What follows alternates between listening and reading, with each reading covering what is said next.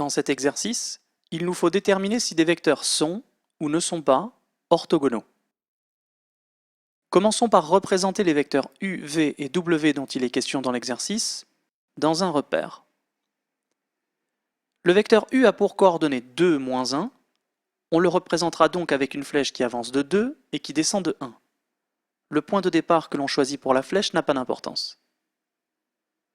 Le vecteur v a pour coordonnées 5, 3 et sera représenté avec un vecteur qui avance de 5 et qui monte de 3. Enfin, le vecteur w a pour coordonnées 3, 6 et sera représenté avec un vecteur qui avance de 3 et qui monte de 6.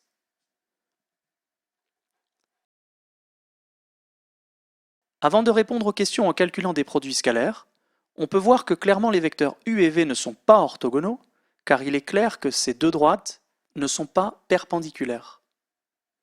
Les vecteurs u et w ont par contre l'air d'être orthogonaux, car ces deux droites ont l'air d'être perpendiculaires.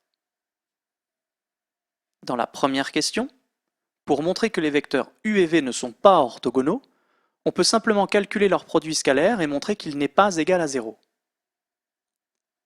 Le produit scalaire des vecteurs u et v est égal à 2 fois 5 plus moins 1 fois 3, qui est égal à 10 moins 3, et donc à 7.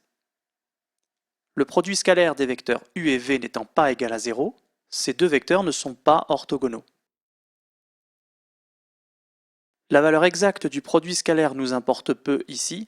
Ce qui compte pour conclure que les vecteurs ne sont pas orthogonaux, c'est que le produit scalaire n'est pas égal à 0. Dans la deuxième question, pour montrer que les vecteurs u et w sont orthogonaux, on calcule leur produit scalaire pour montrer cette fois qu'il est bien égal à 0. Le produit scalaire de u et w est égal à 2 fois 3 plus moins 1 fois 6, qui vaut 6 moins 6, et donc 0. Le produit scalaire des vecteurs u et v étant égal à 0, ces deux vecteurs sont orthogonaux.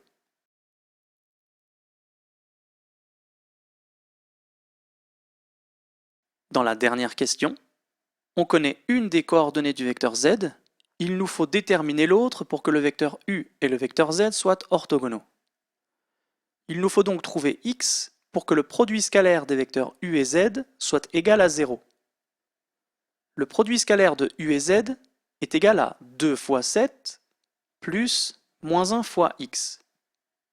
Et donc, ce produit scalaire est égal à 14 moins x. Pour trouver la valeur de x qui rend ce produit scalaire égal à 0, on résout donc l'équation 14 moins x égale 0, qui nous donne simplement que x doit valoir 14. Il faut donc que le vecteur z ait pour coordonnées 7, 14.